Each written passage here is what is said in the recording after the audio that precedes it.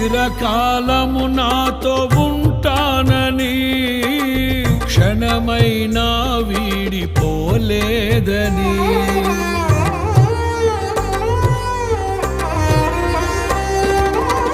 నీలో నన్ను చేర్చుకున్నావని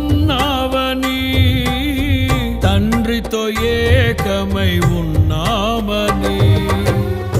ఆనందగానము నే పాడనా